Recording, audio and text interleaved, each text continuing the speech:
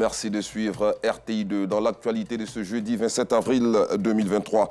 D'abord, en Côte d'Ivoire, nous irons à Bobo. Les populations d'un quartier de la dite commune sont menacées par un ravin. Hors de chez nous en France, bonne nouvelle pour les anciens combattants. Ils ont été autorisés à rentrer au pays avec leur pension.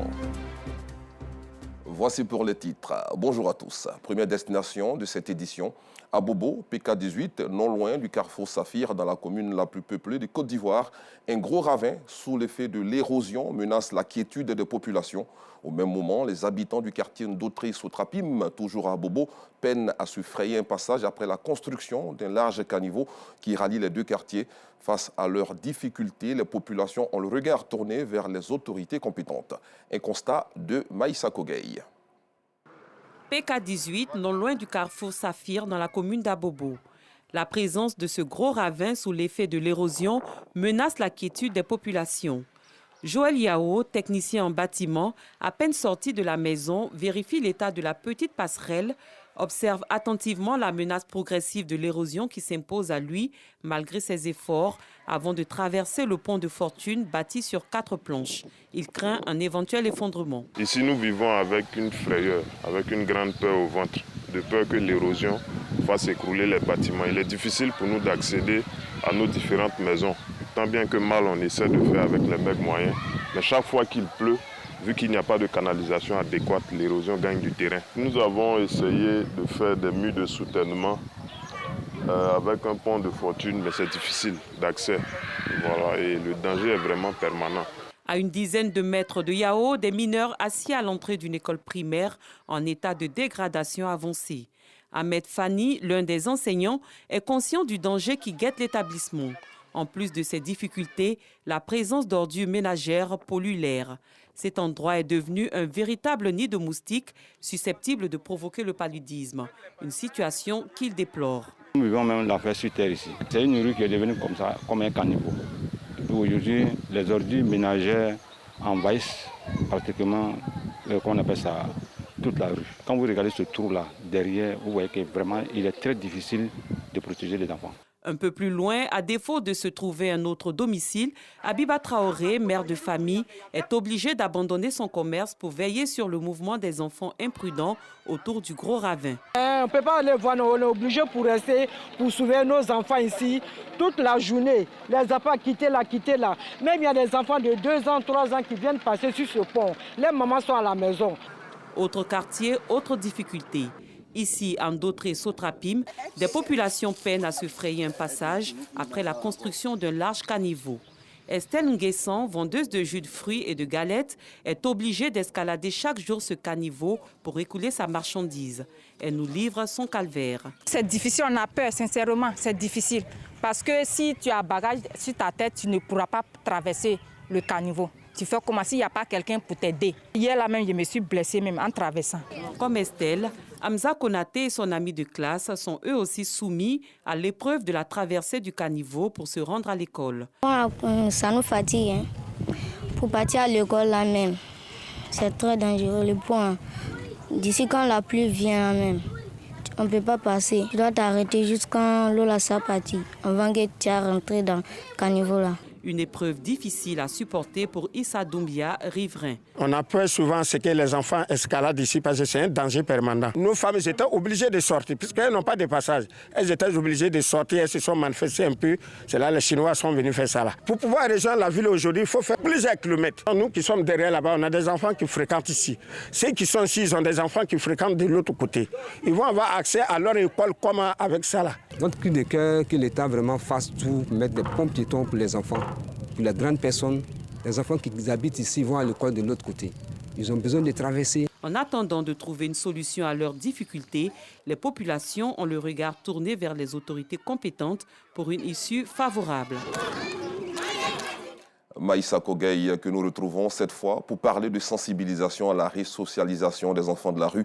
Son Excellence M. Rafael Soriano Ortiz, ambassadeur du Royaume d'Espagne en Côte d'Ivoire, a organisé le lundi dernier une prestation de marionnettes Vicky Saute pour divertir un tant soit peu les pensionnaires du foyer Aquaba d'Abobo, un foyer dirigé par les frères des écoles chrétiennes et qui a pour mission l'accueil, l'hébergement et l'insertion des enfants et des jeunes de la rue. Présente au rendez-vous Kandia Kamara, première magistrate présidente de la commune d'Abobo a invité chacun à s'inscrire dans la dynamique de la resocialisation des enfants de la rue. Participer à la protection, à l'encadrement éducatif et à l'insertion socio-professionnelle des enfants de la rue, c'est la mission que se sont assignés les frères des écoles chrétiennes FEC du foyer Akwaba d'Abobo.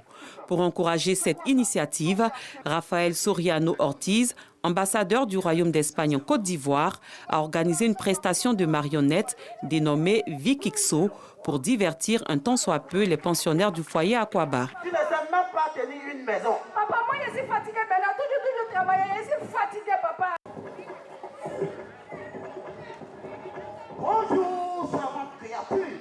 Avoir la possibilité d'offrir aux enfants une représentation par la compagnie Ivoire Marionnette d'une adaptation à l'ivoirienne d'une pièce classique de la littérature espagnole, comme c'est le cas de Don Quichotte, c'était une occasion très spéciale.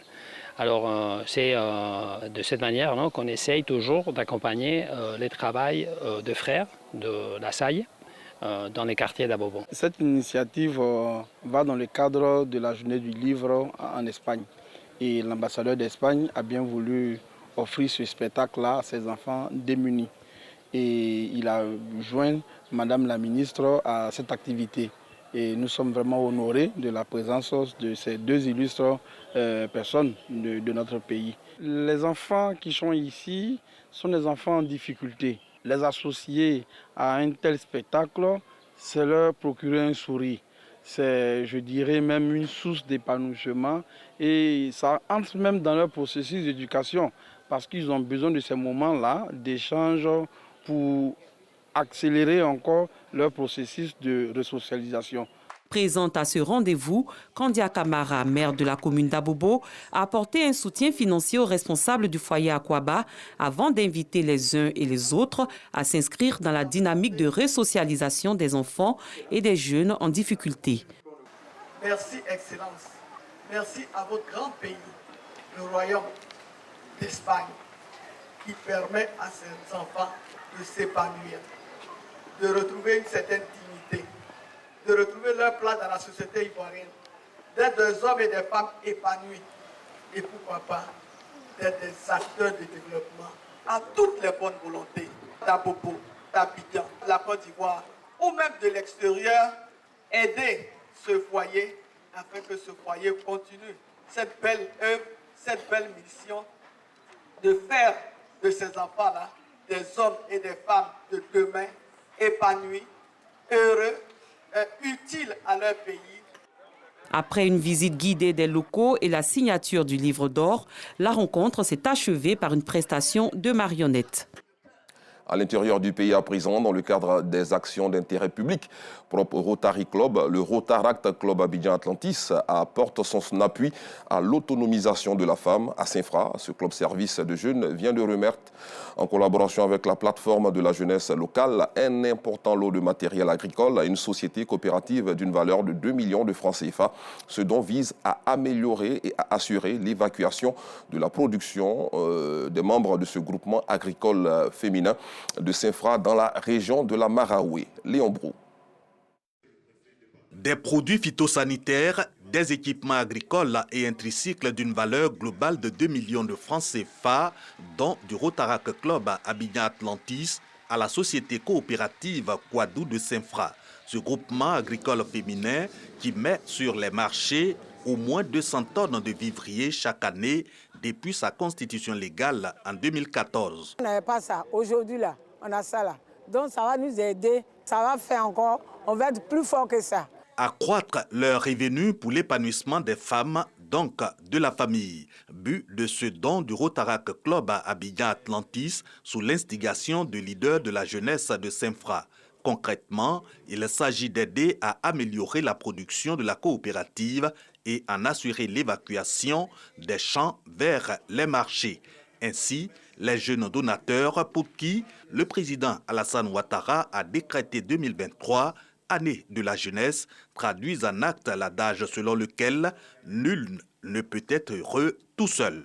Le développement économique et local fait partie des axes stratégiques du Rotary international. Nous nous sommes rendus compte que Saint-Fra est une zone qui produit assez de produits vivriers.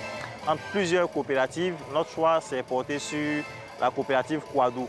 Notre action s'inscrit dans la droite ligne de la vision du président de la République qui est d'emmener tous les jeunes de notre département, partant de toute la Côte d'Ivoire, à mener des actions, à contribuer, à participer activement au développement de leur localité.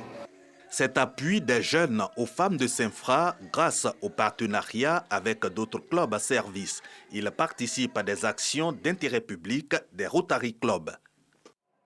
Une question à présent pour continuer. C'est qui le bébé le plus choco de Côte d'Ivoire? Réponse à cette question avec ce reportage de Joël Gosset. Centre de santé urbain de Gbagba, commune de Bingerville. Ici, les journées ne sont pas de tout repos pour les sages-femmes. Les femmes enceintes sont suivies de très près par les femmes en rose. Nous recevons assez de femmes ici concernant tout ce qui est mère-enfant. Donc nous avons pratiquement 7 services. Pour bénéficier de ce suivi, la femme enceinte doit vite se signaler. Depuis la conception jusqu'à la sortie, jusqu'à la diététique, tout est pratiquement lié. Donc tout est important pour une femme qui met pour la première fois les pieds dans notre centre de santé pour pouvoir se faire suivre. Le suivi de la femme enceinte ne se limite pas qu'au contrôle de la grossesse. Après accouchement, il faut qu'on consulte la femme et au moins 3 consultations. Ces 3 consultations, c'est-à-dire les 6 premières heures, 6 jours après son accouchement et puis 6 semaines après l'accouchement. Bon, pour celles qui tiennent, 6 mois après, elles reviennent. C'est justement dans ce centre de santé urbain de Gbagba que s'est tenue la présélection de la 5e édition du concours du bébé le plus choco de Côte d'Ivoire pour le compte de la commune de Bingerville. Première étape de ce concours, l'examen par le jury des carnets des bébés candidats. Des mères et même des pères munis des carnets de santé de leurs bébés se plient à cette règle. 150 bouts de choux ont été retenus par le jury local pour participer à la finale de la présélection de la dite commune. Une fois le contrôle des carnets de santé accompli, place au jeu. Et cette étape se déroule dans une ambiance conviviale et en présence de personnalités.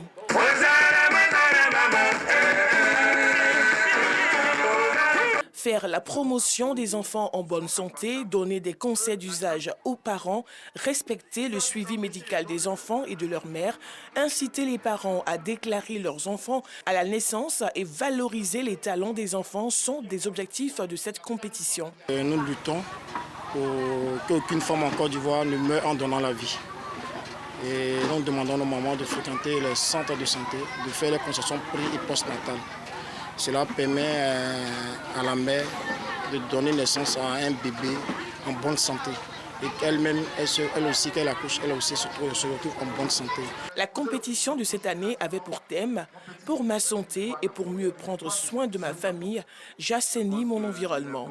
Les partenaires saluent cette initiative qui participe à la protection de la santé de la petite enfance. Je voudrais déjà saluer cette initiative qui honore nos mamans. Nous leur disons merci. Nous sommes un petit centre de santé dans un petit village de Bingerville. Mais notre centre est très fréquenté. La maternité vraiment est bondée de monde. Si nous avons des initiatives comme ça, je pense que c'est à saluer. Nous disons donc merci à cette ONG donc, qui nous a fait honneur de venir nous voir et de nous associer à son activité. Après la délibération, le jury dévoile les noms du trio gagnant. Il s'agit des bébés Benjé 75, Benjé 111 et Benjé 132 sur les 150 candidats. Vraiment, c'est une joie immense, franchement. Les mots me manquent. Je profite de l'occasion pour inviter toutes les femmes à vacciner nos enfants, à se faire consulter durant la grossesse et à respecter les rendez-vous donnés par les sages-femmes et autres pour les vaccins des enfants. Concours destiné aux enfants dont l'âge est compris entre 3 mois et 2 ans. Ce concept créé par l'ONG La Joie des Tout-Petits en 2018 est à sa 5e édition. Il promeut la santé maternelle et infantile en Côte d'Ivoire, notamment les pratiques familiales essentielles. Prochaine étape de la compétition, Korogo, Abobo et Aboisseau. Une belle initiative, en tout cas, à saluer. On espère très bientôt, pourquoi pas, le concours du présentateur JT le plus choco. À l'international, la France permet aux anciens combattants africains de rentrer chez eux avec des allocations. Ils sont donc autorisés à rentrer au pays avec leur pension. Depuis janvier dernier, ils peuvent rentrer définitivement et continuer à percevoir leur allocation de 950 €, soit plus de 622 000 francs CFA par mois. Point final, merci de nous avoir suivis. L'info revient à 19h30 sur RTI2.